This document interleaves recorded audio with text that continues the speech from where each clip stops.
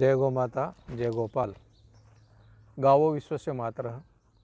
संतों ने, ऋषियों ने और शास्त्रों में, वेदों में ये जो शब्द आया है, गावो विश्वस्य मातरः, वास्तव में गौ माता पूरे विश्व की माता है और पूरी प्रकृति, सृष्टि, समष्टि सबकी रक्षा करने वाली, पालन करने वाली गौ माता है।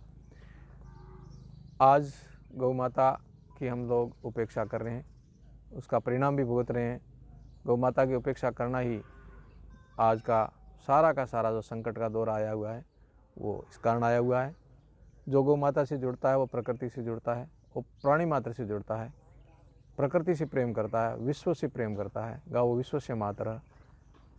आज पुनः गौ माता की सेवा के लिए कई गौ भक्त, कई अच्छे व्यक्ति जिनके हृदय में राष्ट्र प्रेम है, प्रकृति प्रेम है, विश्व से प्रेम है और ईश्वर से प्रेम करते हैं, वे सभी के सभी गौ माता से प्रेम करते हैं और उसकी सेवा करते हैं, उनका पालन करते हैं, उनके चरणों में रहते हैं। कारण कि आज हमारी सनातन परंपरा और सनातन संस्कृति के जितने भी देवी देवता हैं वो सभी अपने से श्रेष्ठ गौ माता को मानते थे और गौ माता की सेवा करते थे। वो हमें बता गए कि गौ से बढ़ कर के ना तो संत है, ना ऋषि है, ना देव है, ना कोई प्रकृति का प्राणी है।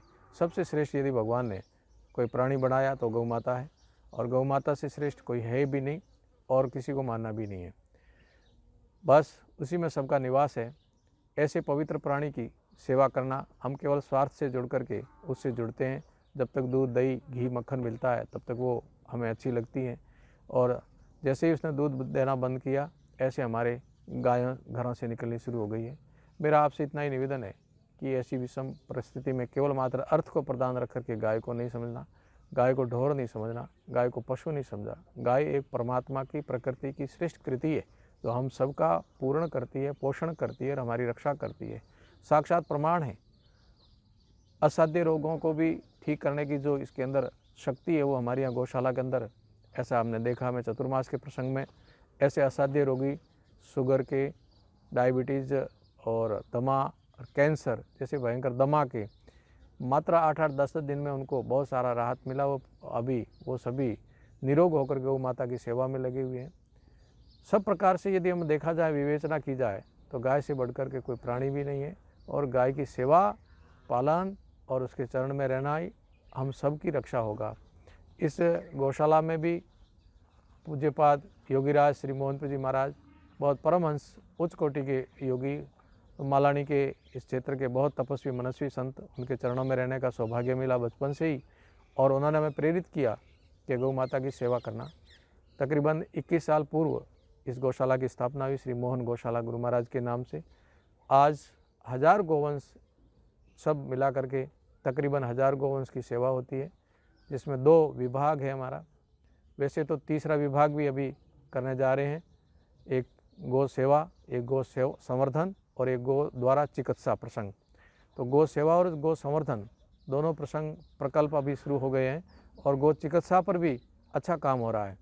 गौ सेवा में जो भी आया गोवंश, लूली, लंगड़ी, अंधी, उन सब की सेवा हमारे सभी गौ भक्त प्रेमी मिलकर के सुदूर पश्चिमी राजस्थान और सीमांत क्षेत्र के ज़िले में अच्छी व्यवस्था, अच्छी मेहनत करके कर रहे हैं। मैं उनको सभी को, गौ भक्तों को धन्यवाद दूंगा और साधुवाद दूंगा कि आप सब लोग गौ माता की सेवा में बिल्कुल अंतिम छोर पर आई हुई इस गौशाला के लिए आप दूर देश में बैठे हुए, प्रदेशों में बैठे हुए भी यथा समय यथा कथा आप लोग सहयोग करते रहते हैं।